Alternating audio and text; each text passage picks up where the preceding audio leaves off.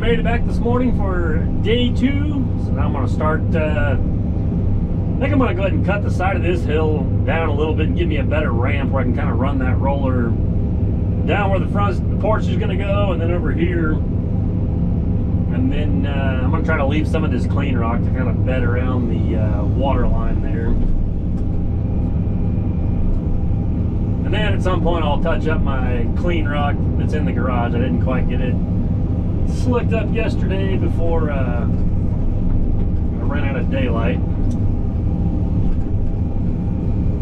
But we should be able to get, I'd say pretty close to getting this thing completely backfilled.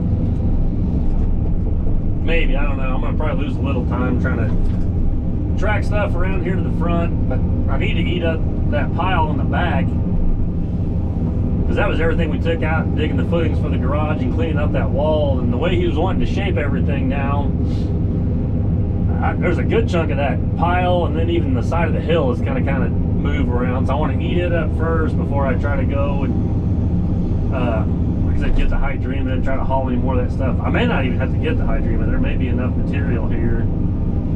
I can just get everything kind of moved around and rolled in. So that's my plan for today. We'll just probably be more loader and roller work than anything. I see to make it where I can actually get the roller down here and be able to back it back up. It'll go up some fairly steep hills, but not as steep as what the loader can. So.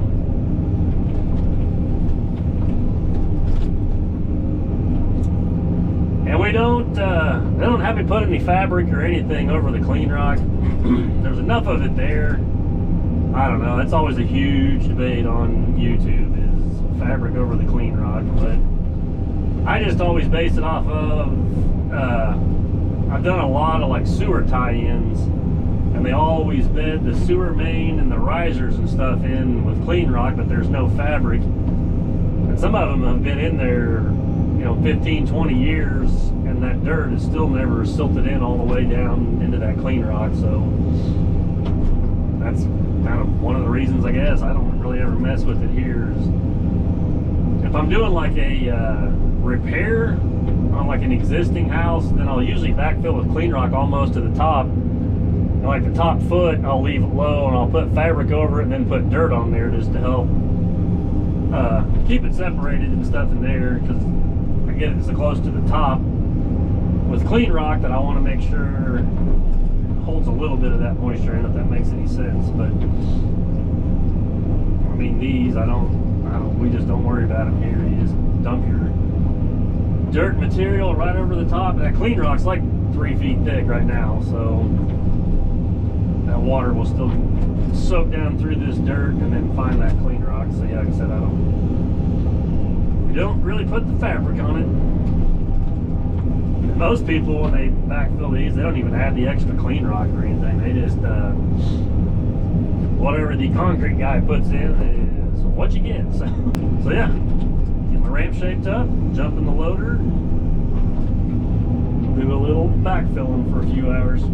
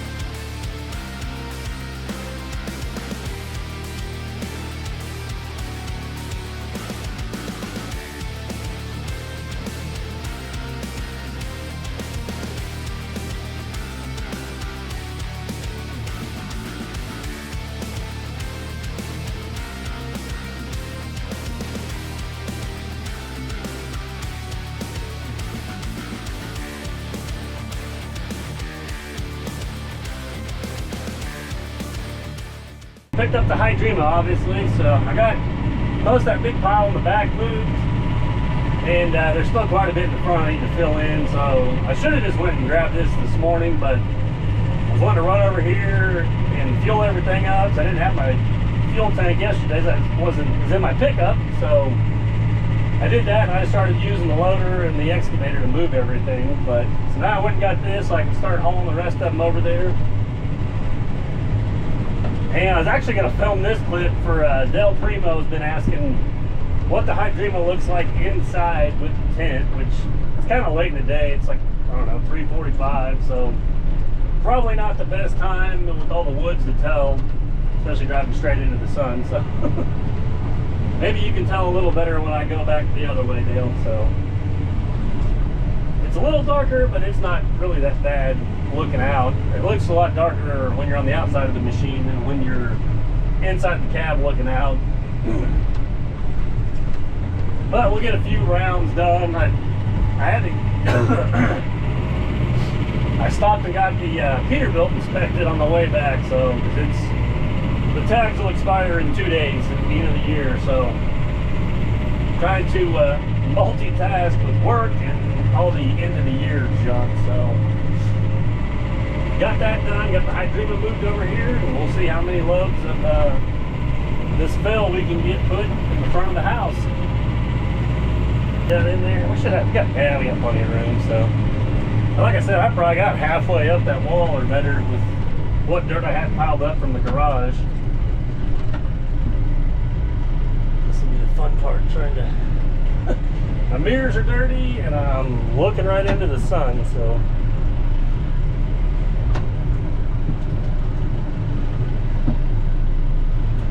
Not get this thing washed and cleaned up like I was hoping to, but I'd much rather have it out working than sitting in the shop. So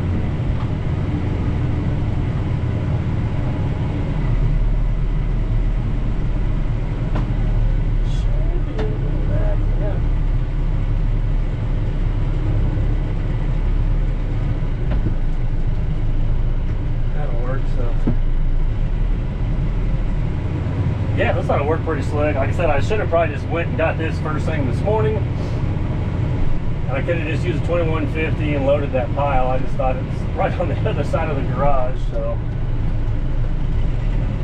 it kind of worked out. Like I said, I got everything fueled up, so.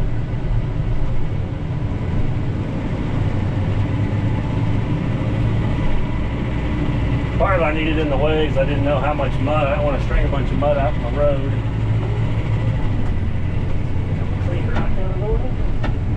But I got it pretty much rough grade. I'm sure you can't really tell the sun glaring in here.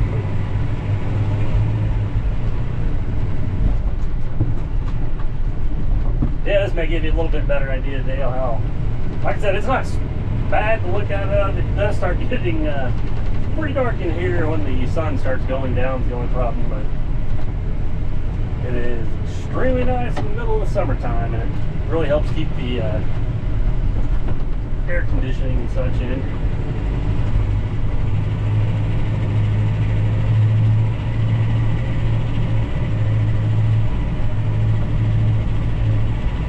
But yeah, we'll make a few rounds of this. We're about out of the rock and clay over here, which I knew we were getting pretty close.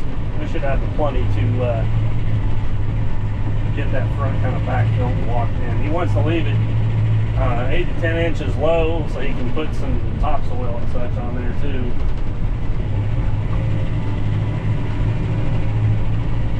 He's wanting to put like 4 feet down from the top, like some styrofoam, so he asked me to not backfill up against the house until he gets that put on, hopefully tomorrow. So it's kind of cracks me up. It's one of those things, like, he wants this to cost, you know, just as cheap as possible to get all done, but then you can't fill all of it up. I'm going to try to just fill it up and let it taper over there to it, but he's also worried about compaction, so it kind of just cracks me up. It's like, okay, either get your stuff here or just let me fill this thing in. Trees. It's kind of annoying. going to. I gotta back down through here, so we'll make it. It's probably just gonna maybe need, I don't know, 10 or 12 trips in this thing to fill that spot up. So we'll load up another one.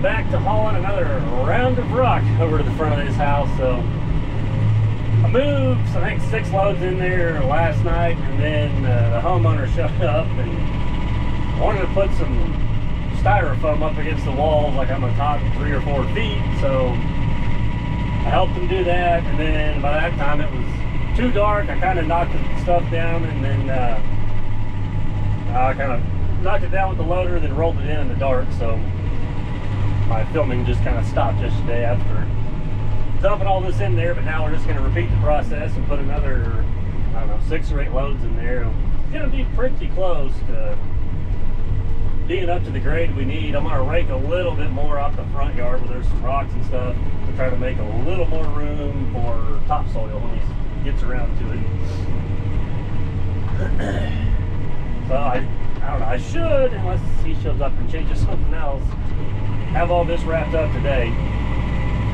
Because this is really the biggest part of it's in the front, and I just got to do a little dressing up around this side, and then the last thing I want to do is put the rest of the clean rock in the garage, and then the little bit of base rock right there, I'm going to bring it up and kind of finish putting it on top of where the driveway is.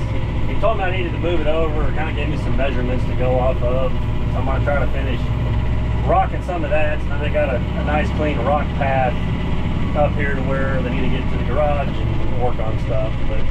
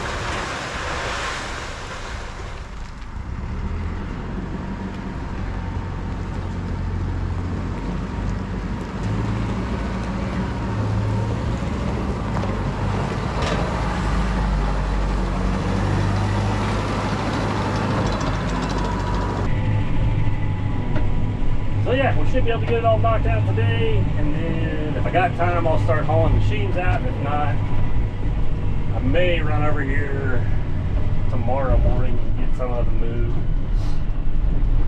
I don't know, it's going to be New Year's in another day, so I may just wait.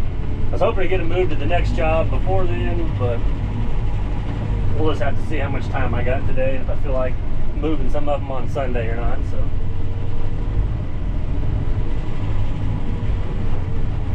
just because now, since I haul 3 to 4 machines to every job,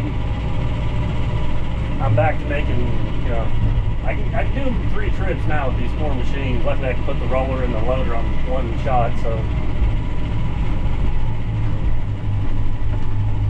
I think that's one of my big goals or plans maybe for 2024 is a semi and a lowboy finally. So